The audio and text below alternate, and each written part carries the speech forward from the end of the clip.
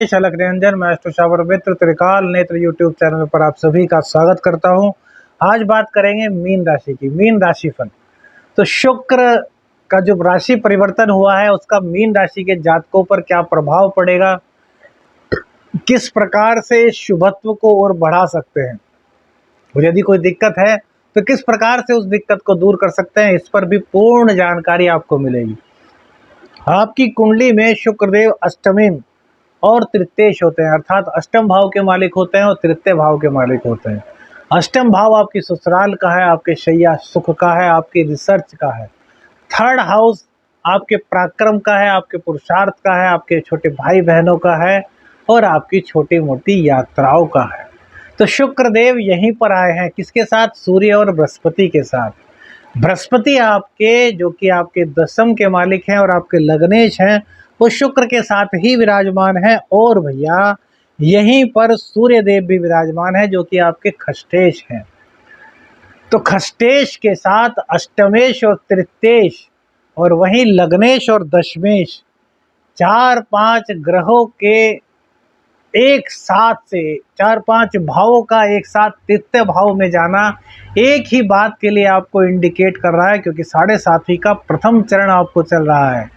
तो वो कह रहा है भैया पुरुषार्थ कीजिए, बिना पुरुषार्थ के कुछ भी होने वाला नहीं। थर्ड हाउस में शुक्रदेव कारकत्व को प्राप्त नहीं होते, लेकिन इन तीनों ग्रहों की दृष्टि भाग्य भाव पर होगी तो यह बहुत ज्यादा शुभत्व की वृद्धि करने वाला संयोग आपकी कुंडली में बना हुआ है। इसको बहुत से लोग कहेंगे कि यार शुक्र का थर्ड हाउस में आना अच्छा नहीं है, लेकिन हम कहेंगे कि बहुत अच्छा है, क्योंकि भैया तीनों के तीनों ग्रह संयुक्त रूप से आपके भाग्य को देख रहे हैं। और जब भाग्य भाव पर 3-3 ग्रहों की नज़र पड़ेगी और भाग्य भाव एक्टिवेट होगा तो भाग्य की बदौलत आपको सब कुछ मिल सकता है, लेकिन उसके लिए आवश्यक है पराक्रम को बढ़ाना। सूर्य देव आपके पराक्रम को यहाँ बढ़ाएंगे, बृहस्पति देव आपके पराक्रम को बढ़ाएंगे, लेकिन शुक्र थोड़ा सा रोकेंगे। क्यों रोकेंगे? क्योंकि शुक्र को आराम पसंद है। कहते हैं ना, जितनी भी आरामदायक वस्तुएं हैं, लग्जरी थिंग्स हैं, उन सब पर शुक्र का आधिपत्य है। तो शुक्र देव यहाँ पर थोड़ा सा आराम की ओर आपको अग्रसर करेंगे, लेकिन आपको आराम नहीं करना, आपको पुरुषार्थ को बढ़ाना है। और एक मौका ऐसा आएगा जब आपको अपने छोटे भाई बहनों की मदद करने का सुअवसर प्राप्त होगा। इसको किसी भी कीमत पर मत छोड़िएगा। क्यों कह रहे हैं भैया? इसलिए कह रहे हैं क्योंकि ये आपके भाग्य को बढ़ाने वाला होगा। छोटी मोटी यात्राएं करने से मत डरिएगा।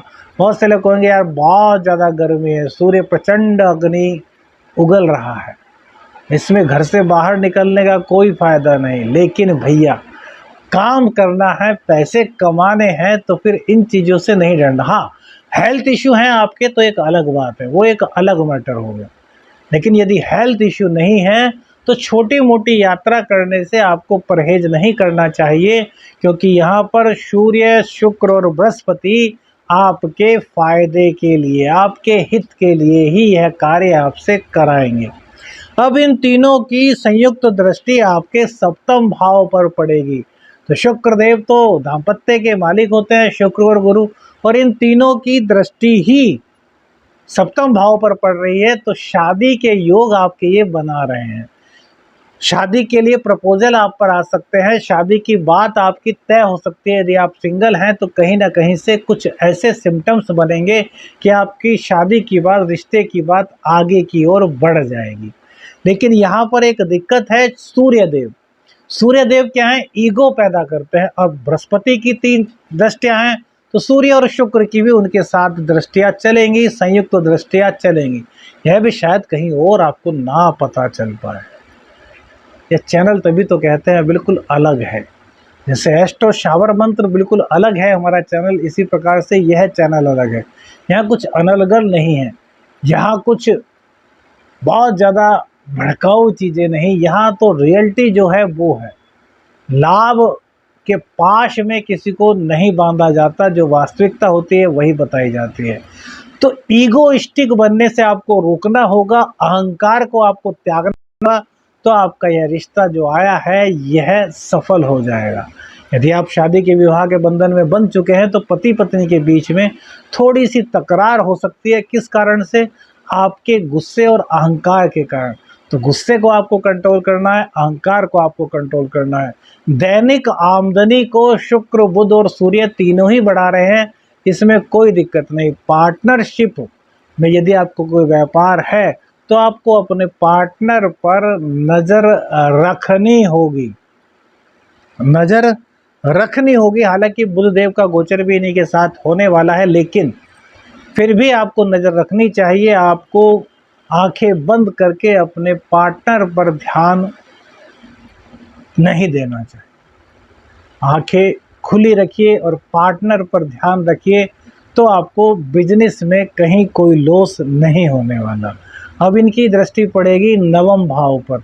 नवम भाव है आपके भाग्य का, तो भाग्य में बढ़ोतरी करेंगे, धार्मिक यात्राएं आपकी होंगी, धर्म के प्रति आपके मन में दृढ़ता का भाव आएगा। माता रानी की उपासना करने से आपका धर्म जहाँ बढ़ेगा, वहीं भाग्य के बल पर आपके सभी कार्य बन जाएंगे।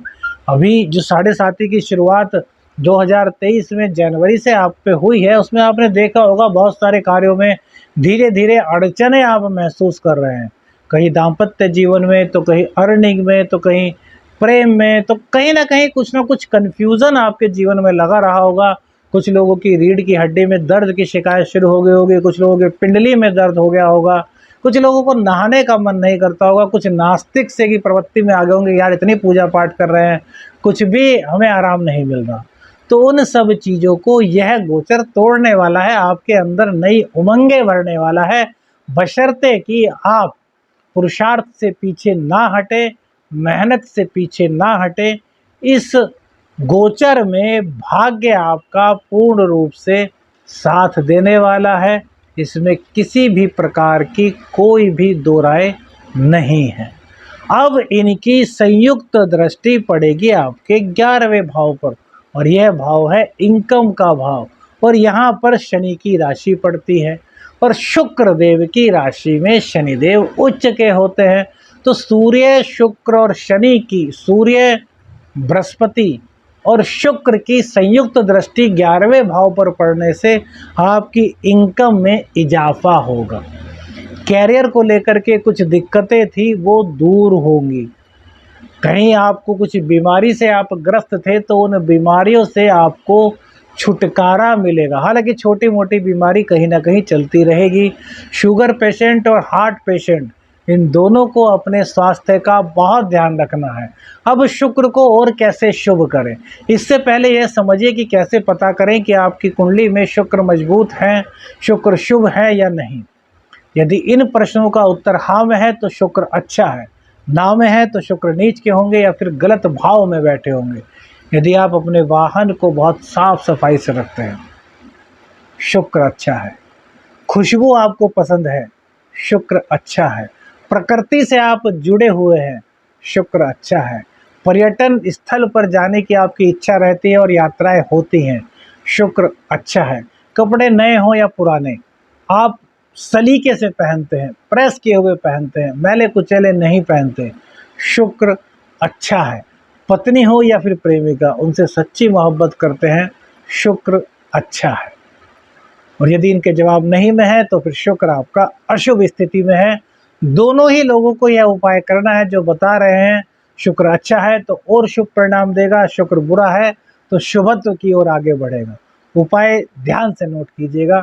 सबसे पहले तो आपको वैभव लक्ष्मी माता के कम से कम 51 व्रत शुरू कर देने हैं, आप स्त्री हैं चाहे आप पुरुष हैं। दूसरी बात, मखानों की खीर का भोग प्रत्येक शुक्रवार को माता रानी को मंदिर में जाकर के आपको लगाना है। तीसरी बात, अंडर गारमेंट्स पर परफ्यूम लगाना है, और जो वस्त्र पहनते हैं उस पर भी थोड़ा थोड़ा सा इत्र आपको लगाना है।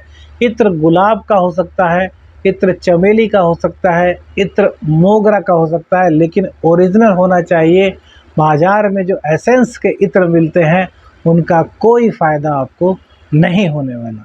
वीडियो अच्छी लगी तो लाइक और शेयर ज़रूर कीजिएगा। चैनल पर नए हैं तो चैनल को सब्सक्राइब कीजिएगा। आदेश अलख निरंजन, हर हर महादेव।